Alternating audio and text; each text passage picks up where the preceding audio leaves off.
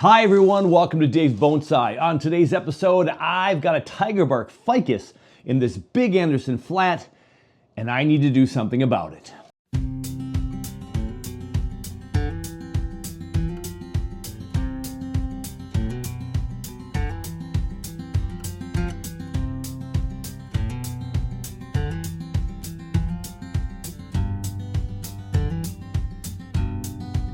Welcome to Bonsai Acres.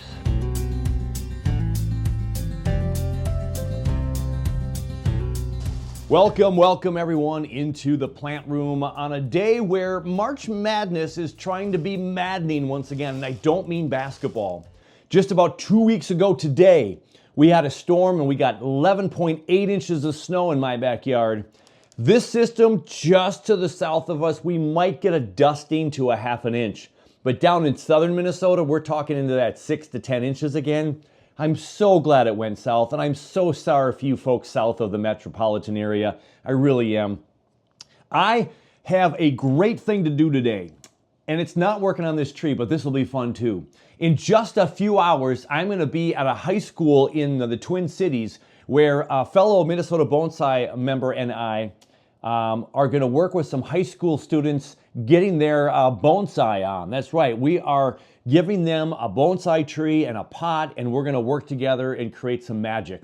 I hope to take a couple snapshots. We'll see if I can put it on the end of this video, so stay tuned for that. But I'm getting excited and revved up to do that, so I thought I would practice on a tree of my own. And so here we have another tree from my friend who's down in Australia, down and over, a long ways away. And this was one of his many trees that he was just kind of chopping up, trying to get bigger trunk. You can see a great big chop right there. There's another chop right there, harder for you to see. So yeah, there's some chops on this tree.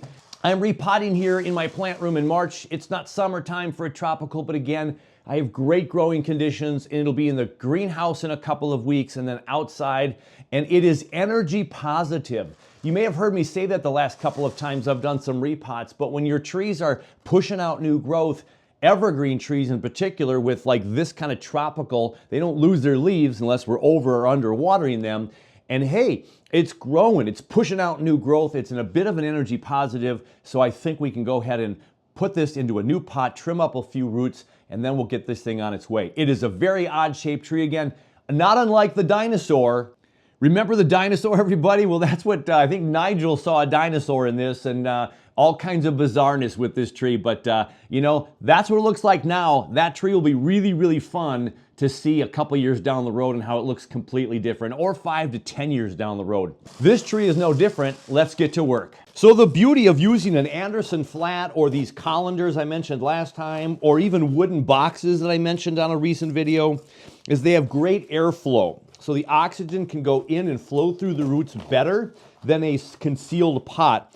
And so when we're in the development stage of a bonsai, trying to let this thing grow and add more roots, and we want it to grow relatively fast, we put it in these Anderson flats, the colanders, and the wood boxes, so it really can push out a lot of growth. And when those roots hit the bottom of an Anderson flat, you see that? All that drainage down there? Yeah, it's going to hit the air and not go any further. Plus, it provides excellent drainage on the bottom of these Anderson flats. Now, there are some root grower pots that are out there that I really don't like very much.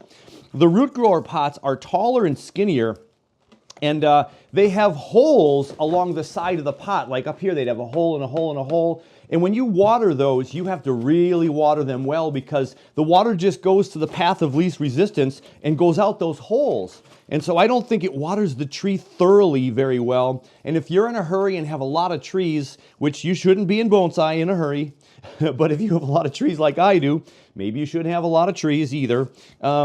It's harder to, of course, water quickly, which, again, we should be careful and take time with our trees. But I just think it's I don't know, I have a tough time with them. If you have good success with those root maker pots, could you tell me below?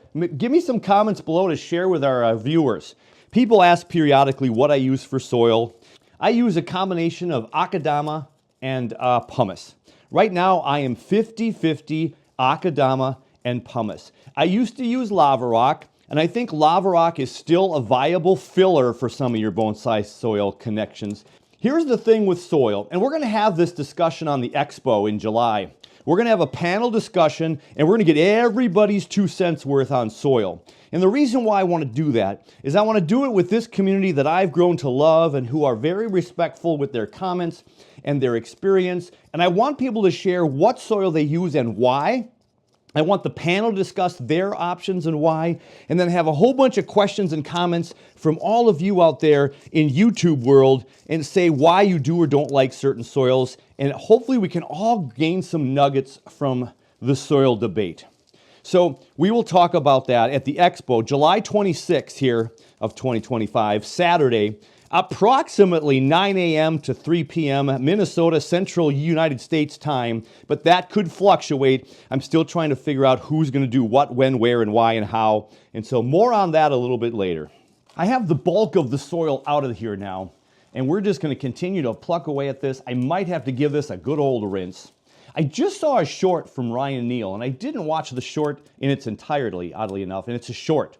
So that shows you how much time I had at that moment to listen to Ryan Neal, who is a wealth of knowledge and who I respect greatly with bonsai, and hope to get out to his place one day and just see the trees live and in person. But one of the things it said about repotting in a couple of quick tips was talking about leaving some original soil for the nutrient factor, something to that expense, that if you wash your roots completely and get them bare rooted completely, and I think this is probably true with some species more than others, and I'm not going to even begin to explain that I know what those trees are, but there are some trees, like I can tell you that the trident maple, when we cut every single root off and wash those roots completely and put them back into fresh, clean, 100% brand new bonsai soil, they grow roots that next season like you would not believe. But let's talk about this soil debate, because I'm telling you about soil and all this stuff that's in this one right here, some big chunks, little chunks, pine bark, all this kind of stuff. People say use turfus, don't use turfus. We've got Fuji grit, whatever that is, but I've heard that been talked about in the past.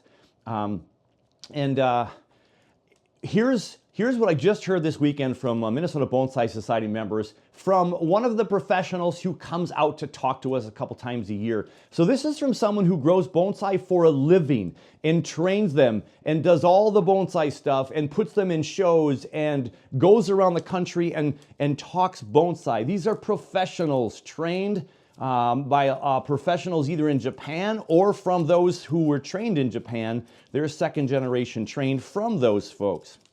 So here's what I heard this weekend, an interesting thing with the soil debate. People have been talking about lava rock or not to lava rock. And this is one of the things that I heard this weekend, that, and I'd have to get more information from the person who shared this story, but here's a gist, just so I keep it with myself and what I'm sharing. I don't want to misquote anybody. So this person did an experiment with all lava rock and all pumice, I think with some pines.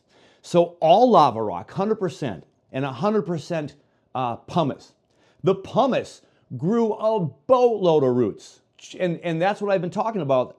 This last Eastern Red Cedar that I repotted was almost all pumice and grew a boatload of roots. The lava rock, it didn't grow as many roots. But before you dug into the roots, those trees, the pines in the lava rock looked beautiful up top. And the pumice trees didn't look so healthy. They looked a little more sickly. Tons of roots, but didn't look as good. That's the pumice. And the lava rock had roots that just didn't develop as much, but it was beautiful up top. So doesn't that suggest that we should combine the two and have the best of both worlds? Absolutely, in my opinion, but at what levels? 50-50, 75-25, development stage versus refinement stage? The debate goes on. We'll continue this discussion at the Expo on July 26th to see what y'all think. Then, of course, there's the akadama debate. So that's no akadama in there. And akadama loves to keep that moisture and keep things wet. So maybe you save your akadama for later, because when you have super wet soil, the super wet soil slows down the tree and it doesn't grow as much. It does need to go through that kind of drying out and then water it, drying out. And that makes those roots just reach out for that moisture because it's kind of dry in there. So the balance of water and oxygen in our soil is huge. So to get that balance of water and oxygen, you need some good soil, right? And so I use all smalls or all mediums or all bigs. I don't usually mix them as much. And then it's a nice blend of air, water, and soil in every pot that I do. So that's my 2 cents worth on soil for this particular episode. And so I'm going to put this into some fresh soil that I know of and that I'm using. And the reason why I'm going to use the soil that I used right now, lava and akadama and pumice with maybe a little bit of recycled lava, it's because I know how to water my trees in my environment, and that's what counts. People joke you can grow a bonsai tree in marbles. It just would be very, very hard, right? It's going to dry out in an hour, if not sooner, depending upon where you are. So that's kind of a funny little example there. Here we have it, everybody. We have this pretty decent root system. It looks like it's pretty 360 flare, which is nice. One big bulbous root at the bottom here that we will work on. But we're going to put this thing into a different pot. That, or maybe one of my blue colanders. Oh, I don't have my colanders down here. So let's do a little preliminary trimming and see what we got here. Let us see what we want to do. So here is the root flare, and it does go all the way around, but there are some roots growing in some pretty peculiar positions here, and we probably want to get some of those out of there. Like this one right here is growing up and over from down below. First, I'm going to cut it off right here. I'm going to peel that off and see where it goes underneath. There we go. Get that out of there. And then now you can see this root right here is a little more radial. It's going more straight out. It's a little bit that way, but we can place this over here and be in better shape. Let me cut this. Let me bend it actually first. And there we go. Loosen it up. And I don't know how far below this root goes, but we're going to go ahead and we're going to get this as close as we can. And there's another root there that's trying to grow. I don't care if I cut that one out. There's this little one right there. And then here's this guy. So I missed it a little bit on the back end, I think. There we go. Sometimes you can't get into these nooks and crannies with the roots that are in there, so I'm going to get the main one out first and then go back and whittle away a little bit. This is where the smaller knob cutters can be in a good situation. So now we have this main root right here. We have this new skinnier root there that we'll promote in this one right here. And this one here has a bump right there. I'm not sure what that bump is from. Maybe the root was going up for a while. So I'm going to cut this off just like a branch and let that heal. And that gets a little bulbous at the end, so we may be cutting more of that off. All right, let's go around this and do a little bit more cutting here. Look at this root right here. I don't know where that's going, but it's crossing. This one is crossing right here. That right there is crossing. Get that one out of there. So we're just cleaning out that system just a little bit. And now we have this guy right here that's coming back on itself. Let's just get rid of that. There we go. And that one's connected in a weird way. So I'll just use my cutters. There we go, and that got rid of another little skinny one.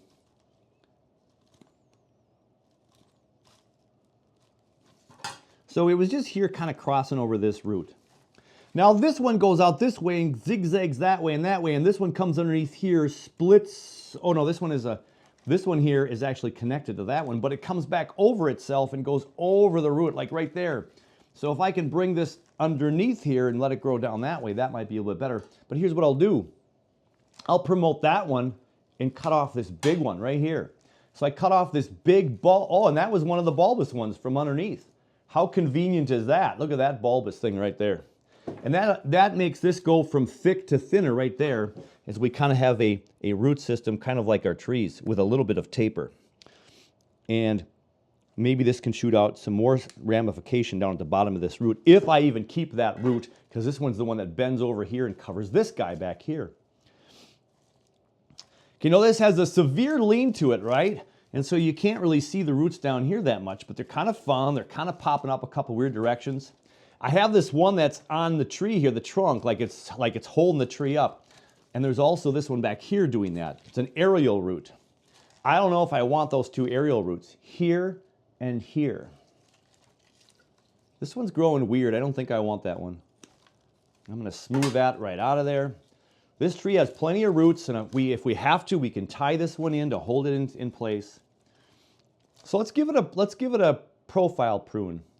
This is growing down. Let's cut it off right there. Let's cut that one off right there. This is going back up. Let's cut it down there.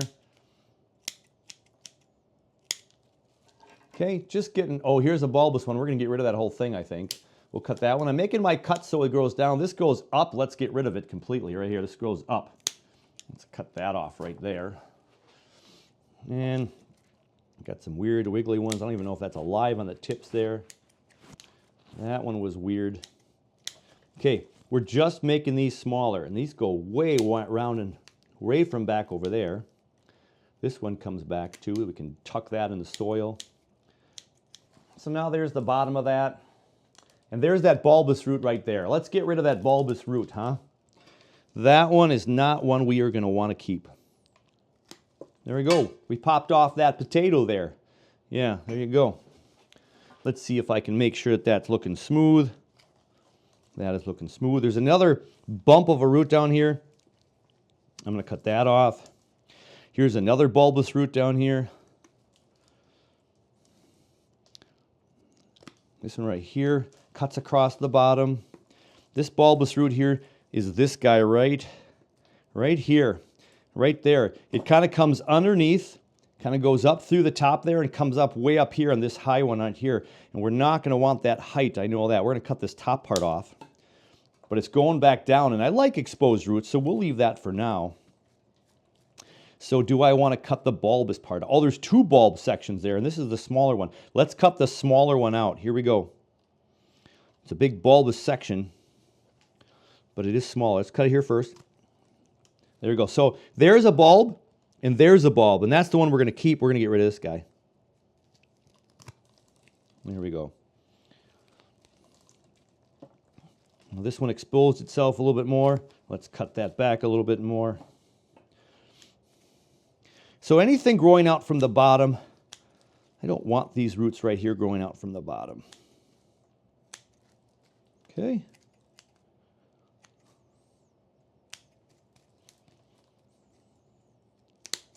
These are growing straight down. This one's growing down.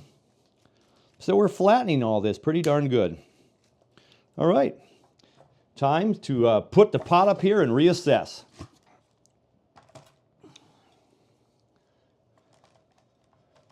Not even close. Not even close to fitting in there. So we could cut roots back to that point, but again, this time of year, I'm a little nervous about making that big of a cut. Now, I might have a smaller box outside, but this is if we put it back in an Anderson flat, and you can see that it fits really well in this Anderson flat. So we probably should keep it in there just with better soil and go for one more season. So I think I'll just do that. It's big. I wish it was a little smaller, but we're going to go for it. Now, you see this big root here? It's kind of growing up and then it goes that way. I just don't like that root at all. And we have this root here that we're trying to save. So I'm going to go ahead, and I don't like that root. I hope that's an okay decision for the future of this tree. I'm going to go ahead and clean that up just a little bit. I think the reason why, it just came bulging up too much. We've got this one now growing on here. This can thicken up. We've got the one down here. We've got a couple of little guys straggling here. I don't know which direction these are going to grow. I want to push them underneath, though. Let them grow down. This one's growing. Now, this is that other aerial root that I think I'm also going to chop right off. I don't want or need the aerial roots, I don't think, on this tree at the moment. Now, this one pops up if you tilt this tree up a certain way, but it's still pretty flat. And so we just have that now gaping hole right there. But we'll see. There's some roots underneath. As I untangle these and see what we've got. This last root here is going way underneath and around in the back. We're going to cut that one off as well. And that kind of makes our root plane a little bit lower too, because where I just cut that root off, everybody, That was just a little bit higher. So now the root plane is really right there. This one's a little high, but then it comes down here. That's what I was considering cutting off too. We're going to leave that for now. So that makes this root a little bit high, but we're going to leave it for today. So much cleaner, so much nicer. And if this was July, if this was June, July, I probably could cut more roots off and just feel a lot better about it. But I'm going to go ahead and just kind of leave this right here, put some new soil in it, let it slowly acclimate to the plant room for a little while, then the greenhouse, and then we'll get it outside, and then we will repot this again in a couple of years and see what we got. If we don't sell it off to someone in the meantime. Because again, this is a tree that I was helping this gentleman to work to get rid of, take care of it, and kind of see from there. There's one more root in here that I think is going to grow and choke a little bit. So I want to see if I can pull that out. There we go. That's a little bit better. And now there's something down here too. Let's get that gone.